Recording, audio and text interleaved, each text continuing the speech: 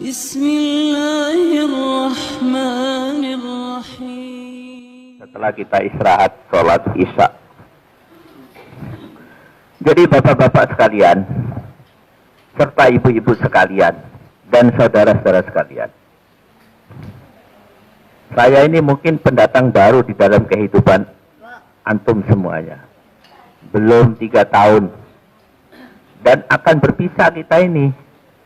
Karena perjumpaan ini tidak bakal lama. Karena perpisahan itu akan datang, cepat ataupun lambat. Maka saya ingin mengatakan kepada Anda sekalian, sebelum saya berpisah, hati-hati, ini zaman fitnah.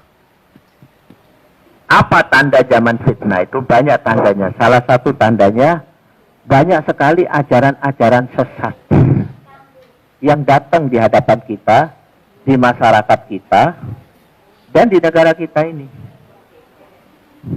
Tapi ajaran sesat itu tidak terlihat karena dikemas dengan kemasan yang sangat indah. Sehingga banyak di antara kaum muslimin mengikuti ajaran sesat itu. Ajaran sesat yang pertama namanya irja. Orangnya namanya murji'ah. Saya tidak akan menjelaskan kepada antum semua definisi yang sulit tentang itu. Cuman saya akan sampaikan tanda-tandanya murji'ah itu. Ya, nama ajaran sesatnya irja. Orangnya murji'ah. Tandanya 1.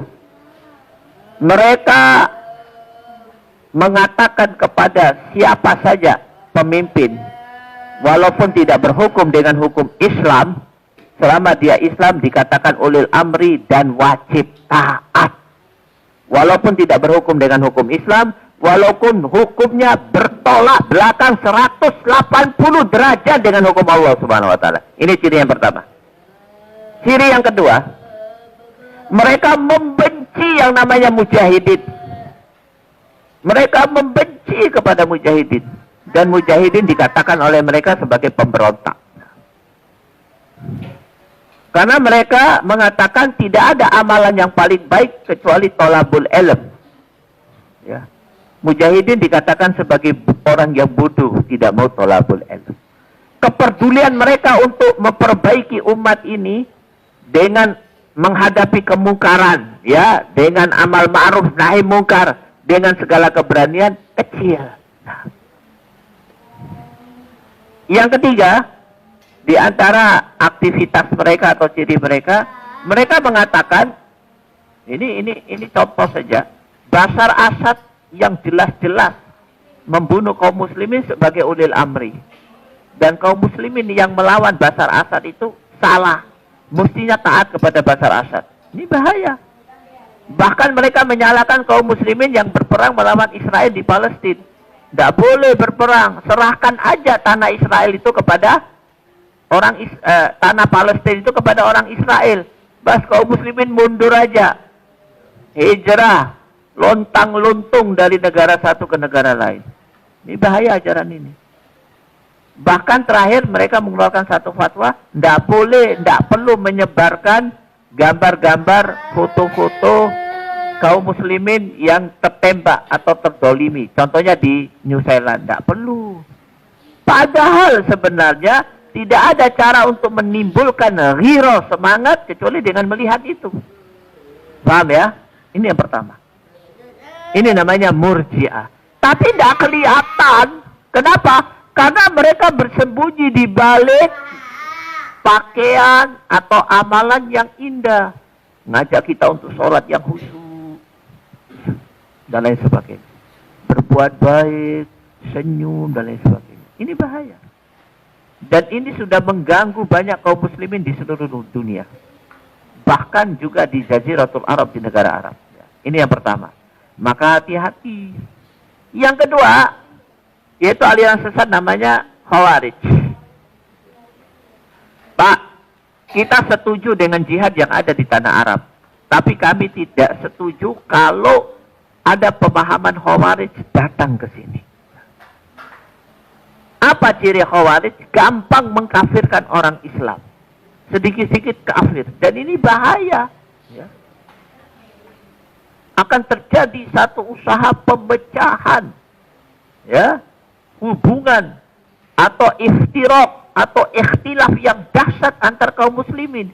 Bukan sekedar beda pendapat, beda posisi, atau beda pemahaman, sampai kepada sejauh-jauhnya perbedaan. Aku muslim, kau kafir. Dan ini bahaya, akan membawa kepada pembunuhan antar kaum muslimin. Contohnya, manusia terbaik di masanya, cucu Rasulullah, Ali bin Abi Thalib, dibunuh waktu sholat pula di dalam masjid oleh seseorang yang menganggap dirinya muslim, Abdurrahman bin Mulzam. Dan waktu membunuh dia bertakbir, Allahu Akbar, aku yang benar, Ali yang salah. Waktu dieksekusi dia mengeluarkan ayat, wa minan nasi may yasri nafsahu ibtigha'a. Lihatlah wahai orang-orang, ada di antara manusia yang menjual dirinya untuk mencari ridha Allah. Siapa yang menjual dirinya? Aku siap rela mati, dieksekusi. Coba lihat. Menganggap apa yang dilakukan benar, saya Islam, Ali kafir, dan dia bunuh Ali bin Abi Thalib. Padahal Ali bin Abi Thalib apa kata Rasulullah? Mubasysyarin bil jannah. 10 orang yang dijamin masuk jannah. Ahlil Badar, Khulafaur Rasyidin, Miftahul Ilm. Kurang apa? Ini Khawarij. Jihad di tanah Arab bagus, jihad di adil jihad bagus, tapi jangan sampai kita mengimpor pemahaman Khawarij yang ada di banyak tempat. Juga ada di sebagian ardil jihad, juga di bumi yang lain. Nggak nampak ini, karena mereka nampak ibadahnya bagus, pakai baju takwa, sholatnya bagus. Dan aliran yang ketiga, banyak maaf, Syiah. Syiah ini sesat sekali. Di mana letak kesesatannya? Satu, mereka beranggapan bahwa Rasulullah itu tidak pantas jadi nabi, yang perlu jadi Nabi Ali yang pantas. Atau mereka beranggapan khalifah yang pertama itu bukan Abu Bakar tapi Ali. Abu Bakar dan Umar mengkudeta Ali, maka jadilah mereka dalam doanya melaknat Abu Bakar dan Umar. Bahkan anaknya Abu Bakar yang menjadi istri Rasulullah, anaknya Umar, anaknya Abu Bakar, ya sama namanya Aisyah, itu setiap tahun dirayakan, bukan untuk didoakan tapi dilaknat. Nama perayaannya Idul Qadir. Ini bahaya. Banyak sekali kesesatannya. Salah satu kesesatannya, dia beranggapan imamnya mengetahui ilmu gaib, tahu kapan hari kiamat, kapan mati dan sebagainya. Bahkan lebih sesat lagi, imamnya itu apapun kesalahannya tidak ada masalah, ya, bukan kesalahan karena dia akan masuk jannah. Hati-hati.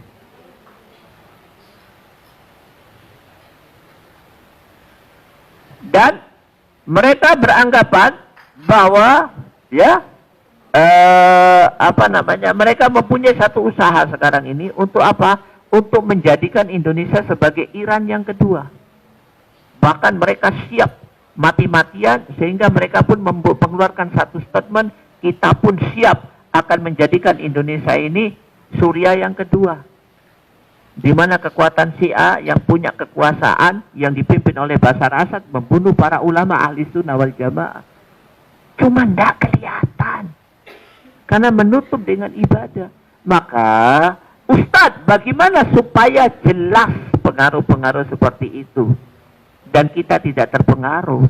Hari ini Indonesia, masyarakat di Indonesia dijadikan sasaran, dan banyak yang ikut irja menjadi murji'ah, banyak yang ikut khawarij, ya, banyak juga yang ikut Syiah. Bagaimana caranya supaya kita aman? Yang pertama, berdoa kepada Allah. Ya Allah, berilah aku jalan yang lurus, sambil menangis. Cari kawan yang baik, jauhkan dari mereka yang sesat. Yang kedua, pandai-pandai mencari kawan. Karena ajaran itu semuanya dari kawan, ya, dari kawan dekat. Jangan terlalu husnudzon kepada seseorang hanya karena dia baik kepada kita. Justru sikap baik itu digunakan untuk membuat kita terlena kemudian kita disesatkan. Ya, mungkin itu saja. Ini baru aliran sesat. Belum lagi ideologi-ideologi kekafiran juga sedang datang ke negeri ini menyesatkan kita. Ya, diajak kita untuk menjadi komunis. Oh, yang komunis sekarang di desa-desa banyak, Pak. Ya, sampai-sampai di sekolah itu anak-anak. Coba kita tanya anak-anak SD, PKI itu apa? Tidak tahu dia PKI. Jeleknya PKI sudah dihapus. Dan di desa-desa itu anak-anak sudah nyanyi, sudah mengeluarkan pernyataan-pernyataan kekomunisannya, ya, ke PKI-nya. Nah, apa sebabnya? Karena kita terlena dengan kawan. Makanya al-mukhalatoh, bergaul ini bagian yang penting di dalam muamalah, ya. Nah, mungkin itu saja yang bisa saya sampaikan sebagai tambahan supaya kita bisa tetap memegang kebenaran di zaman fitnah di akhir zaman ini, ya. Wabillahi taufik wal hidayah. Wassalamualaikum warahmatullahi wabarakatuh. Cukup ya?